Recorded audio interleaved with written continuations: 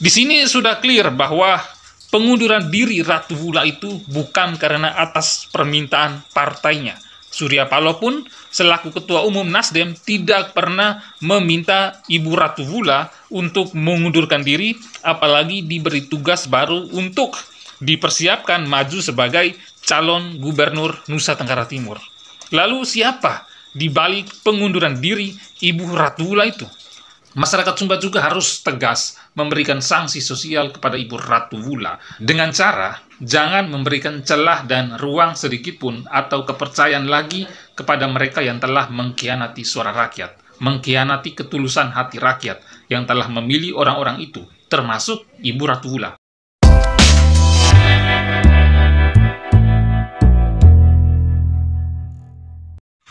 Teka-teki terkait mundurnya Ibu Ratu Wula dari anggota DPR RI terpilih Dapil NTT 2 untuk periode 2024-2029 semakin terkuak.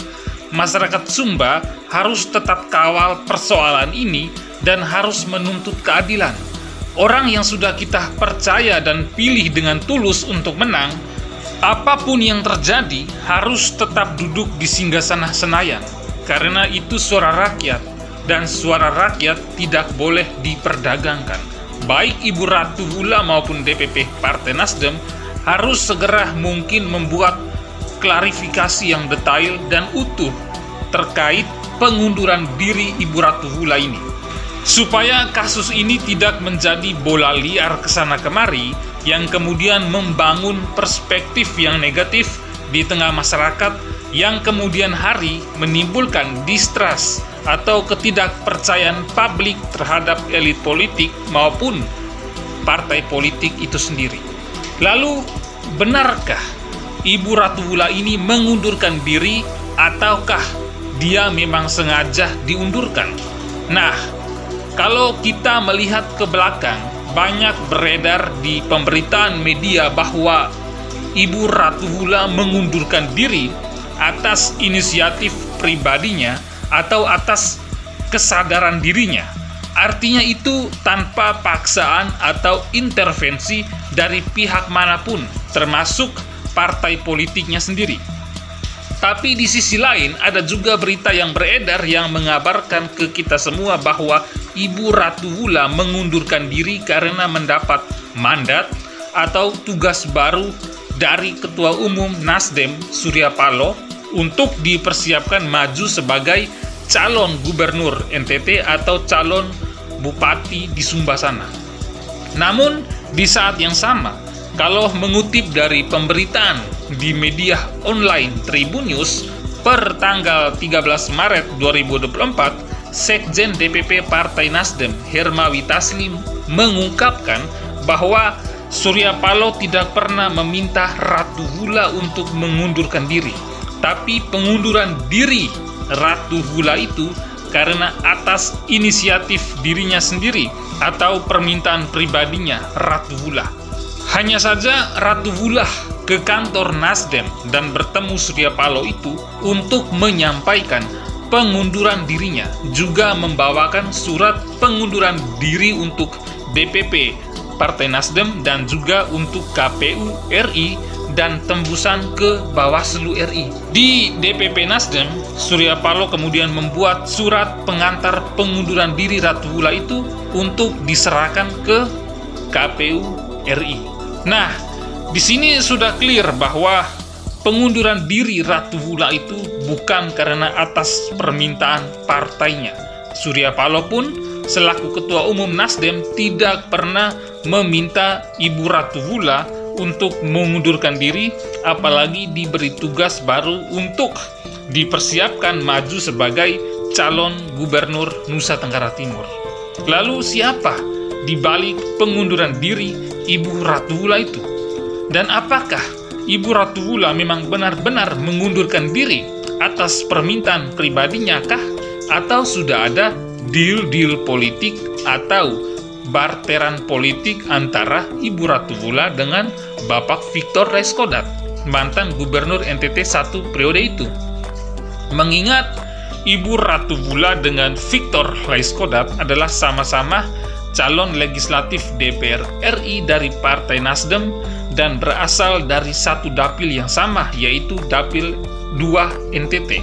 Dan dari rekapitulasi caleg terpilih KPU NTT di tingkat KPU Pusat memutuskan bahwa Ibu Ratu Wulan unggul dan terpilih dengan perolehan suara sebanyak 73.000 lebih dan mengalahkan Victor Leskodat yang hanya mendapatkan 60.000 lebih suara. Mereka berdua ini selisih kurang lebih 11.000 suara. Kemenangan Ratu Wulan ini kemudian menghantarkan dirinya untuk duduk di singgasana Senayan sana. Namun belum dilantik, yang bersangkutan lebih memilih untuk mengundurkan diri. Sudah jelas posisi Ratu Wulan yang meninggalkan kursi kosong ini akan diisi oleh Bapak Victor Leskodat sesuai perintah Undang-Undang Pemilu Nomor 7 Tahun 2017. Jika ada calon DPR terpilih mengundurkan diri, maka posisinya digantikan oleh caleg dari satu partai, satu dapil, dan memiliki suara terbanyak kedua, yaitu siapa lagi kalau bukan Bapak Victor Bung Tilu Leskodat. Dan kita juga harus tahu bahwa Victor Leskodat bisa duduk di Senayan bukan karena pilihan rakyat Dapil 2 NTT, tapi karena kebijakan dari Undang-Undang Pemilu yang menguntungkan dia. Lalu apa benar pengunduran diri Ratu Wulan erat kaitannya dengan Victor Leskodat? Semenjak Ibu Ratu Wulan mengundurkan diri, banyak masyarakat Dapil 2 NTT dan masyarakat Sumba khususnya sudah menaruh dugaan. Ya, sekali lagi, ini hanyalah dugaan, bukan tuduhan, bukan menuduh, bahwa pengunduran diri Ibu Ratu Wulan adalah demi meloloskan seorang Victor Leskodat yang memang kalah suara dengan Ibu Ratu Wulan.